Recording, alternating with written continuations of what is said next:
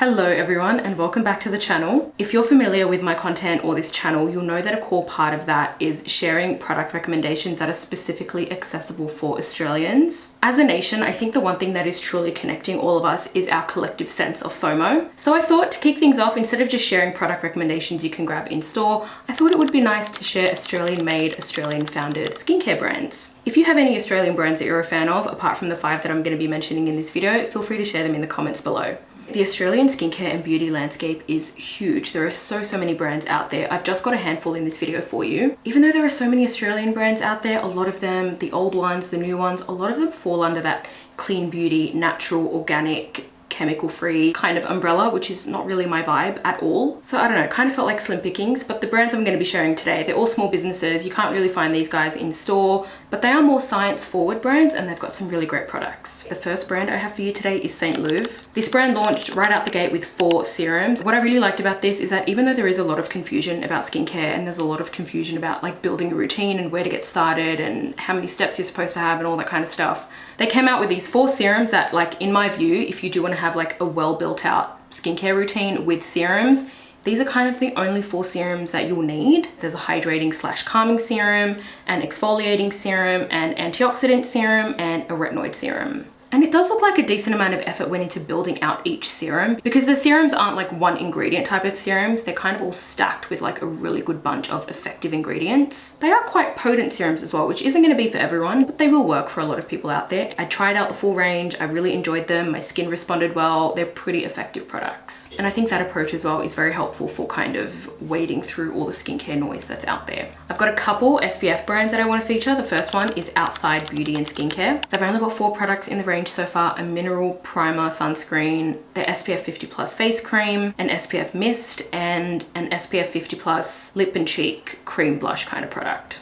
The only thing I haven't tried yet is the SPF mist. The products are wonderful. I love the aesthetic of this brand as well. If I had to pick just one favorite, I would go with the face cream. It's so chic in the stunning glass airless pump packaging. And of course, the actual product itself, the sunscreen, is really nice and luxe and feels amazing to use on the skin. A lot of these products I don't have on hand, so I can't show you right now, but I will insert clips intermittently showing you the product because I have used them. Because I have used these products, I'm not just talking about stuff that I've never tried. That would be weird. The other SPF brand is Beautifltr. These guys I do actually have on hand. This brand only has these 2 products.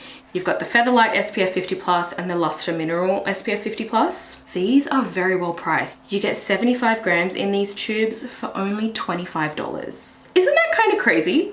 The Featherlight SPF is like a light moisturizing kind of formula. It can work as a primer if you want to wear it underneath makeup, or looks really great on the skin just on its own as well. And the Lustre Mineral SPF for a mineral sunscreen is not too bad. To be completely honest, I really am not a fan of mineral sunscreens. I'm never really going to go for a mineral sunscreen over a chemical sunscreen, but every now and then you come across a decent one.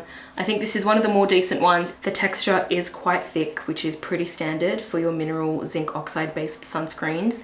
But I can rub this one in. It doesn't take too much time. It does settle into the skin nicely, looks fine, and it doesn't leave me with a white cast, which is always a nice and welcome surprise when trying out a new mineral sunscreen. Brand number 4 is Clinica. I'm sure I've mentioned this brand years back in one of my older videos. This brand does have a fully developed skincare lineup. They've got different ranges for anti-aging, blemishes, brightening, hydration, etc. The product that introduced me to the brand is the Essentials Deep Hydration Moisture Cream. The first time I tried it was quite a few years ago. To this day, I think it's still one of the best moisturizers that I have tried. It's so buttery and luxe. It feels so amazing if you've got dry skin like I do. The ingredient list is extremely stacked, which is obviously key to why the product is as good as it is. The other range from the Clinica that I've had a look at and tried some of the products out is the brightening range. They have the brightening correction peel, and then they've got like a brightening serum 1 and brightening serum 2. And the idea is that you start with 1 and then you level up to 2. And these serums are especially good if you're looking for something effective that can help with brightening dark spots. Because if you deal with those, you know how stubborn they can be, and you know how hard it is to find effective brightening serums. There really aren't too many out there, unfortunately. The last brand is Yours Only. Yours Only is a brand that's made specifically for like really fussy, sensitive, eczema prone type skin. They've got quite a few products in their lineup. They've got Clean, which is a cleanser you can use on the face, body, and even on the scalp. There's Coat, which is like a nice moisturizer you can use all over the body and on the face as well. It's got a nice like richer kind of texture, but it does sink right in and it's not too heavy. And they've got a few hair care products as well. They have Mask, which you kind of use on the scalp to help with a flaky scalp, and Sleek, which is a conditioner, and Balm, obviously, which is the one product I do have on hand. It's literally a balm, so you can use it as a lip balm, you can use it like on your cuticles, elbows, any of those like really dry areas that need a balm. I have rotated clean and coat into like my body care routine quite a few times, and when clean is in the shower, I use it as a face cleanser as well, and it works really well. Even though it's obviously made for like sensitive dry skin types, it does lather up quite nicely, which is always really good, but it doesn't dry the skin out. I did also get my mum to try out a couple of their products, and she's remained pretty loyal to them. For context, I did inherit my extremely dry, sort of sensitive, eczema prone, acne prone skin from my mum, except her skin is a lot more sensitive than mine, so she does have a hard time finding hair care, skincare and body care that doesn't make her itch.